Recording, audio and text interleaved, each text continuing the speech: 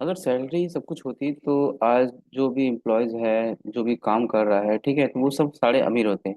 लेकिन रियलिटी क्या है? रियलिटी ये है कि बहुत सारे हाई सैलरी में काम कर रहे प्रोफेशनल जो भी है, वो सारे ईएमआई, कोई ना कोई फाइनेंशियल स्ट्रेस में जी रहे हैं। ठीक है, आखिर ऐसा क्यों होता है? तो आज की वीडियो में मैं जो है आपसे इसी बारे में बात करने वाला हूँ कि कैसे हम लोग फाइनेंशियल रियलिटी को समझ पाएंगे और जानेंगे कि सैलरी से फाइनेंशियल फ्रीडम क्यों नहीं मिल पाती और वेल्थ कैसे बिल्ड करते हैं।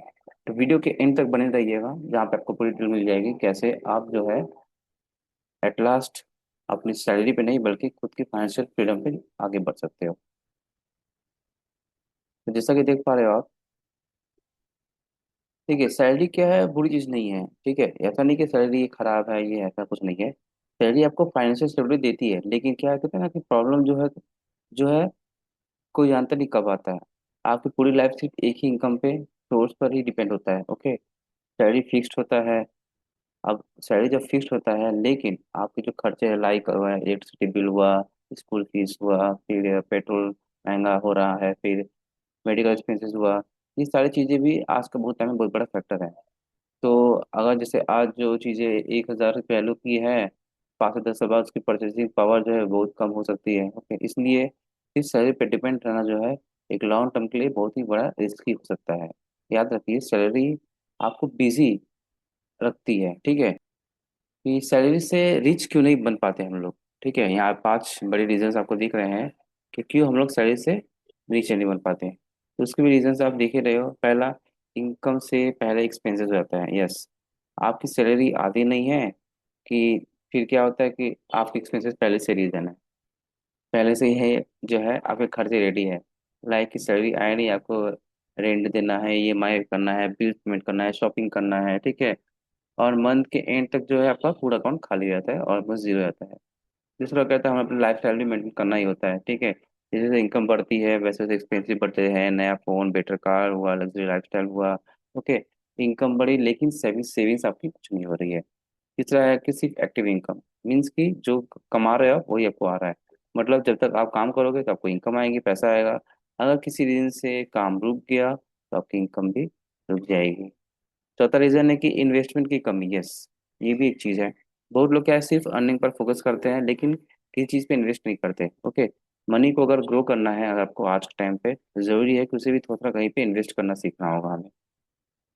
और पांचवा रीजन है फाइनेंशियल नॉलेज की कमी। यस, आज के कॉलेज लाइफ स्टाइल में कॉलेज से सब तो हम लोग पढ़ तो ले सब कुछ जानते हैं, लेकिन हम लोग को ये नहीं पता कि फाइनेंशियल नॉलेज क्या होती है। स्कूल में, कॉलेज में हमें अर्निंग के बारे में सिखाया नहीं आता है। ठीक है, मनी मैनेजमेंट का बताया नहीं आता है, इन्वेस्टिंग क्या कुछ नहीं पता, कैश फ्लो क्या होता है, एसेट्स क्या होता है कुछ नहीं पता, ये सब बहुत कम सिखाया जाता है। और इसी वजह से क्या होता है कि इनकम तो बढ़ती है लेकिन हमारी वेल्थ कभी बढ़ नहीं पाती है। जो लोग अमीर हैं, ठीक है, जो लोग, वो ऐसा क्या करते हैं कि वो अमीर होते जाते हैं, ये भी सुनेंगे। चलिए, तो जैसे कि है कि उन लोग ऐसा क्या करते हैं कि वो सक्सेसफुल है आज के टाइम पे। तो पहला बात है, वो करते हैं मल्टीपल इनकम सोर्सेज पे काम करते हैं। Yes, multiple income source. वो एक साइड के साथ नहीं, मतलब साइड बिजनेस या फ्रीलांसिंग या इन्वेस्टमेंट करते हैं, तो कुछ अपना काम करते हैं, कोई अलग से कुछ जरूर हम लोग करके रखते हैं। दूसरी चीज करते हैं वो कि रेगुलर इन्वेस्ट इसमें इन्वेस्टमेंट करते हैं। यस, यानी कहीं ना कहीं वो पैसे को अपने लगाए रखते हैं। वो इनकम का कुछ जो हिस्सा होता है, कुछ परसेंटेज होता है, वो कहीं पे और भी लगा के रखते हैं ताकि उस पैसे से पैसे बढ़े।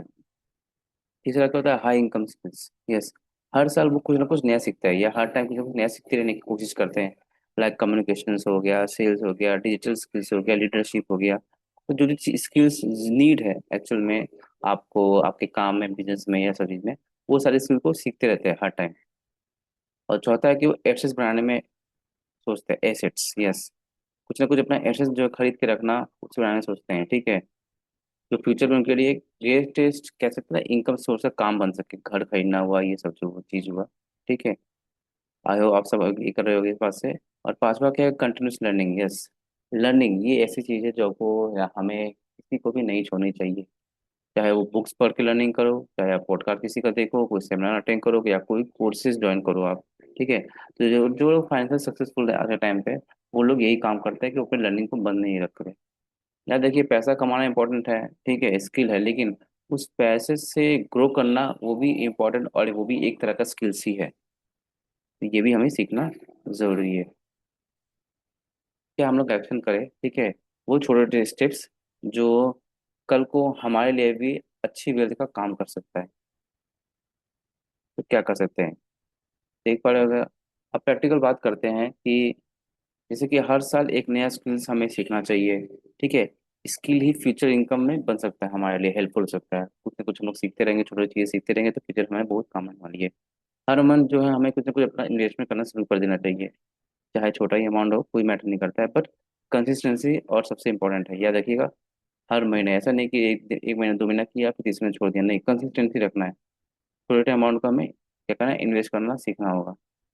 एक से एक साइड इनकम सोर्स पे जो है हमें नहीं रहना है, अपने अलग से भी एक साइड इनकम सोर्स को डेवलप करना होगा। ठीक है, इससे फाइनेंशियल सिक्योरिटी बढ़ती है।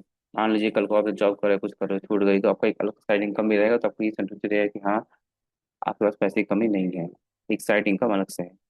फिर हमारे जो अननेसेसरी एक्सपेंसेस हैं, जो भी हम खर्चा करते हैं बिना सोचे समझे कि अरे पैसा है, नौकरी है, सैलरी आ जाएगी, कर लेंगे, इस तरह ये सब भी हमें कम करना होगा। ठीक है, हमें अपना एक, कहते हैं ना कि एक तो इन्वेस्टमेंट प्लान अपना रेडी करना है। हर महीने देखना है कि कितना क्या खर्चा हो रहा है, उस पर कंट्रोल करना है, ताकि जितना पैसा हम आज बचाएंगे वही हमारा फ्यूचर में आगे काम आ सकता है।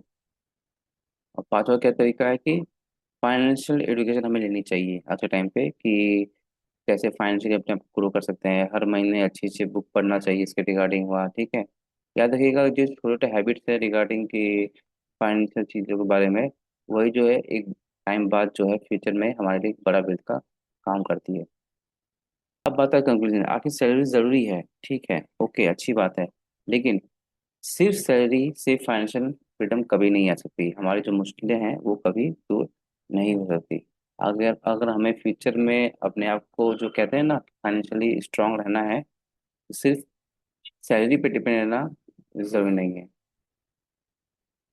तो जैसे कि हमें क्या करना चाहिए, देख ही पा रहे होगे, मैंने ऑलरेडी जो शेयर की उसमें, कि अपने हमें इनकम बढ़ाने के बारे में सोचना चाहिए, एसेट्स बनाने के बारे में सोचना चाहिए, धीरे धीरे मल्टीपल इनकम सोर्स कैसे क्रिएट किए जा सकते हैं ये सीखना चाहिए। क्योंकि देखिए, रातों रात कुछ नहीं होता, लेकिन हाँ एक दिन जरूर होता है।